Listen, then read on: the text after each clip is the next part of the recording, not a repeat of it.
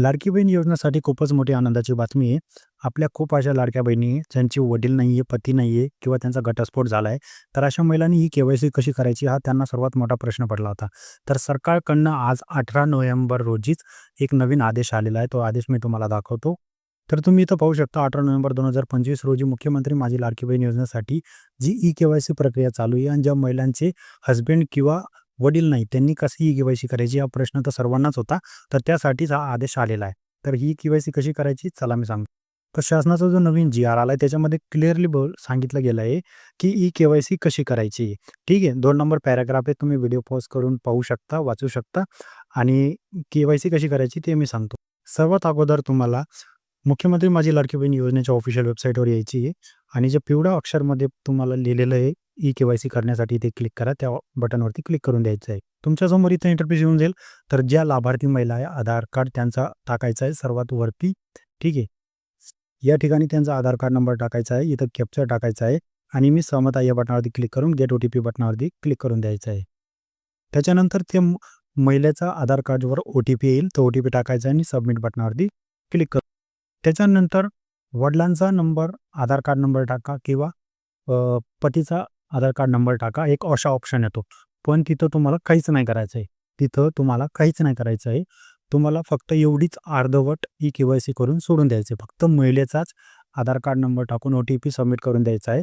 त्याच्यापुढे तुम्हाला तुमच्या वडिलांचा किंवा तुमच्या हसबँडचा आधार कार्ड नंबर टाकायचा नाही किंवा तुमच्या मुलांचा किंवा फॅमिलीमध्ये तुम्हाला तुमचे जेठ असतील, दीर असतील त्यांचा पण नाही टाकायचा आहे. ठीक आहे. मी एकदम क्लिअरली सांगून देतो. काही काही महिलांनी त्यांच्या मुलांचे आधार कार्ड नंबर टाकून ई-के-वाय-सी करून दिली. तर असं काही करायचं नाहीये. आता पुढे काय करायचं ते सांगतो. जर तुमचा आधार कार्डची ओ-टी-पी सबमिट झाल्यानंतर तुम्हाला तुमच्या गावातल्या, शहरातल्या अंगणवाडी कार्यालयामध्ये जायचं आहे आणि अंगणवाडीमध्ये गेल्यानंतर ते ज्या अंगणवाडी सेविका आहे, त्यांच्याकडे तुम्हाला तुमचे हसबँडचे एक्सपायर झाले असतील, तर त्यांचं डेथ सर्टिफिकेट जमा करायचं आहे आणि तुमचे जे बाकीचे डॉक्युमेंट आहेत ते जमा करायचे किंवा तुमच्या वडिलांचं जर एक्सपायर झाले असतील मतलब तुमचे वडील हयात नसतील, तर त्यांचं डेथ सर्टिफिकेट तुम्हाला तिथं जमा करायचं आहे किंवा तुमचा डिव्होर्स झाला असेल, तर तुमचं डिव्होर्स सर्टिफिकेट तिथं जमा करायचं आहे आणि तुमचे बाकीचे डॉक्युमेंट अंगणवाडी सेविकाकडे तुम्हाला हे डॉक्युमेंट जमा करायचे. वडील किंवा हसबँडचं डेथ सर्टिफिकेट तिथं जमा करायचं किंवा डिव्होर्स सर्टिफिकेट तुम्हाला तिथं जमा करायचं आहे. बस एवढंच काम आहे आणि ह्याच प्रकारे तुम्हाला ही के-वाय-सी करायची. तर हा 2 नंबर पॅराग्राफमध्ये हे सांगितलं गेलं आहे, की या योजनेअंतर्गत ज्या पात्र लाभार्थी महिलांचे वडील हयात नाहीत किंवा पती देखील हयात नाहीत किंवा घटस्फोट झालेले या लाभार्थी महिलांनी स्वतःची ई-के-वाय-सी करावे.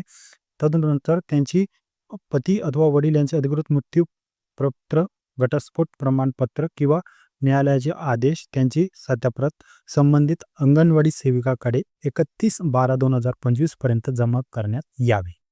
ठीक आहे. तर तुमची लाडकी बहीण योजनाची ई-के-वाय-सी करायची जी प्रोसेस आहे मी तुम्हाला सांगितलं. पहिले तुम्हाला फक्त तुमचा स्वतःचा आधार कार्ड नंबर टाकून ओ-टी-पी सबमिट करून द्यायचा आहे. अर्धवट ई-के-वाय-सी करायची. ठीक आहे. त्याच्यानंतर जो वडिलांचा किंवा तुमच्या हसबँडचा जो आधार कार्ड नंबर मागितला जातो तिथं काही नाही करायचं आहे. एवढीच एक ऑनलाईन प्रोसेस तेवढीच करायची आणि त्याच्यानंतर बाकी जी प्रोसेस आहे मी तुम्हाला आता सांगितली. ठीक आहे. तर या प्रकारे तुम्ही ई-के-वाय-सी घरबसल्या करू शकता आणि एकदा तुम्हाला अंगणवाडी कार्यालयामध्ये जाऊन हे डॉक्युमेंट सबमिट करायचे. तर अशाच लाडकी बहीण योजनेच्या अपडेटसाठी आम्हाला चॅनल सबस्क्राईब करा, फॉलो करा. आम्ही भेटतो तुम्हाला अशाच नवीन व्हिडिओसोबत. तोपर्यंत धन्यवाद.